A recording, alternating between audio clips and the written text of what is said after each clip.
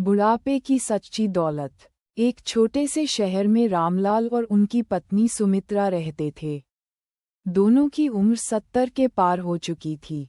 रामलाल जीवन भर एक छोटी सी दुकान चलाते रहे थे और सुमित्रा एक आदर्श गृहिणी थीं।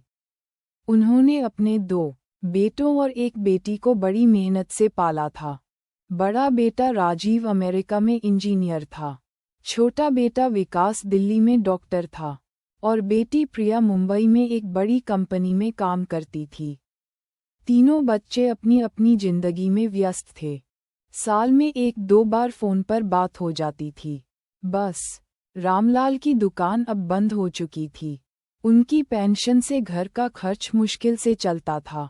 बड़े मकान में सिर्फ 2 कमरे ही इस्तेमाल होते थे, बाकी कमरों में अंधेरा और सन्नाटा भरा रहता था। एक दिन सुमित्रा ने कहा, सुनते हो, पड़ोस में नया परिवार आया है, शाम को उनसे मिलने चलेंगे? उद्धरण चिन्ह। रामलाल ने बेमन से सिर हिलाया। उन्हें किसी से मिलने जुलने में अब कोई दिलचस्पी नहीं रही थी। लेकिन सुमित्रा के आग्रह पर वे शाम को पड़ोस गए। नए पड़ोसी थे संतोष और उनकी पत्नी लीला। वे भी 60 के करीब थे। उनके बच्चे भी बाहर रहते थे। लेकिन अजीब बात थी, उनके घर में एक अलग ही रौनक थी। हंसी खुशी का माहौल था। सुमित्रा ने पूछा, आप दोनों इतने खुश कैसे रहते हैं, हमारी तरह अकेले होकर भी? उद्धरण चिन्ह। लीला मुस्कुराईं, अकेले? हम तो कभी अकेले नहीं रहते। हर रोज शाम को पार्क में जाते हैं, वहाँ और भी बुजुर्ग मिलते हैं। हम सब साथ में योग करते हैं, गाने गाते हैं, कभी खेल खेलते हैं। संतोष ने जोड़ा, और हाँ, हमने एक छोटा सा किचन गार्डन भी बनाया है। सुबह वहाँ काम करते हैं, अपनी सब्जियाँ खुद उगाते हैं। बड़ा मजा आता है। रामलाल को ये सब सुनकर अजीब लगा। उन्होंने सोचा, इतनी उम्र में भी ये लोग इतना कुछ करते हैं। उद्धरण चिन्ह। अगले दिन संतोष उन्हें पार्क ले गए। वहाँ 15-20 बुजुर्ग इकट्ठे थे। सब हंसी मजाक कर रहे थे। किसी ने रामलाल से हाथ मिलाया, किसी ने गले लगाया। पहली बार महीनों बाद रामलाल के चेहरे पर मुस्कान आई। वहाँ एक बुजुर्ग थे, मुकेश अंकल।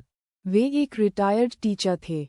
उन्होंने बताया, मैं यहाँ के बच्चों को मुफ्त में पढ़ाता हूँ, शाम को 2 घंटे। मुझे लगता है कि मेरी जिंदगी का मकसद पूरा हो रहा है।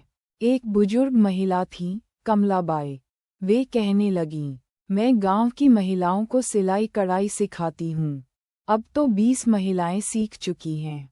उनकी कमाई शुरू हो गई है। सुमित्रा ने देखा कि यहाँ सब अपने अपने तरीके से खुश थे। किसी को अपने बच्चों की याद नहीं सता रही थी। सब अपने आप में मस्त थे। धीरे धीरे रामलाल और सुमित्रा भी इस समूह का हिस्सा बन गए। रामलाल ने छोटे बच्चों को गणित पढ़ाना शुरू किया। उनकी दुकान का अनुभव काम आया। वे बच्चों को व्यापार के गुर भी सिखाने लगे। सुमित्रा ने घर की बनी अचार और पापड़ बनाना शुरू किया। पार्क में सब बुजुर्ग उनका स्वाद चखते और तारीफ करते। फिर उन्होंने सोचा, क्यों न इसे बेचा जाए। महिलाओं के समूह ने मिलकर एक छोटा सा बिजनेस शुरू किया। बुजुर्गों के हाथ का स्वाद नाम से घर का बना अचार, पापड़, मुरब्बा बेचना शुरू किया। पहले पड़ोस में, फिर पूरे मोहल्ले में उनके प्रोडक्ट्स की मांग बढ़ने लगी। रामलाल ने एक दिन हिसाब किया, उन्हें महीने में 3000 रुपये की कमाई होने लगी थी। ये पैसा नहीं, बल्कि उनके आत्मसम्मान की कमाई थी। सुमित्रा अब हर सुबह उठते ही खुश रहती। उन्हें अब अपने बच्चों के फ़ोन का इंतजार नहीं रहता था। उनकी अपनी दुनिया बन गई थी। एक दिन राजीव का फ़ोन आया। उसने कहा, पापा, मैं अगले महीने आ रहा हूँ। मैंने सोचा है कि आप दोनों को अमेरिका ले जाऊंगा। पहले तो रामलाल खुश हुए, लेकिन फिर उन्होंने सोचा, वहाँ जाकर वे क्या करेंगे? दिन भर घर में बैठे रहेंगे। राजीव और उसकी पत्नी ऑफिस जाएंगे। वे अकेले पड़ जाएंगे। रामलाल ने कहा, बेटा, तुम आ जाओ, लेकिन हम यहीं खुश हैं। यहाँ हमारा काम है, हमारे दोस्त हैं, हमारी दुनिया है। राजीव को ये सुनकर हैरानी हुई। उसने सोचा था कि माँ बाप अकेले और दुखी होंगे, लेकिन जब वह आया तो देखा कि उनके चेहरे पर पहले से ज्यादा चमक थी। रामलाल उसे पाक ले गए। बच्चे उन्हें देखकर सर सर कहकर दौड़े। पड़ोस की महिलाएं सुमित्रा से मिलने आईं। राजीव को समझ आ गया कि उसके माँ बाप ने अपनी नई जिंदगी खोज ली है। उस शाम रामलाल ने बेटे से कहा, बेटा, बुढ़ापा कोई बोझ नहीं है, ये जिंदगी का एक नया अध्याय है।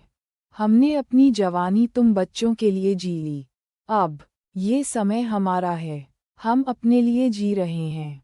सुमित्रा ने जोड़ा, बेटा, जब हमारे पास काम है, मकसद है, दोस्त हैं, तो हम कभी बूढ़े नहीं होते। उम्र तो सिर्फ एक नंबर है। राजीव की आंखें नम हो गईं। उसे एहसास हुआ कि उसने कभी अपने माँ बाप को इंसान की तरह नहीं देखा।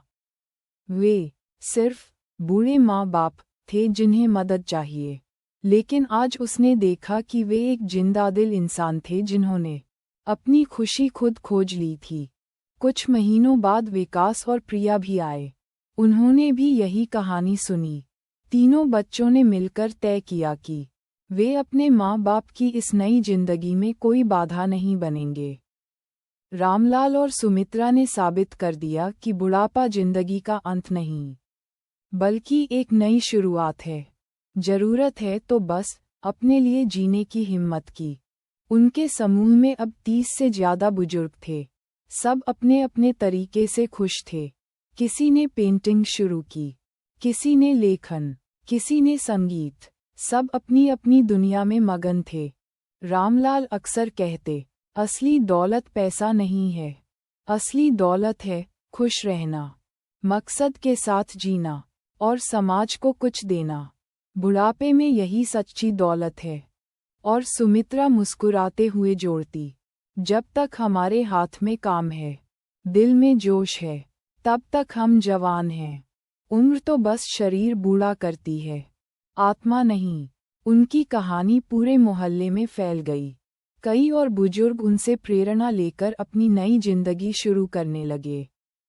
रामलाल और सुमित्रा ने साबित कर दिया कि बुढ़ापा एक नया अवसर है, अपने लिए जीने का, अपने सपने पूरे करने का और खुशियां खोजने का।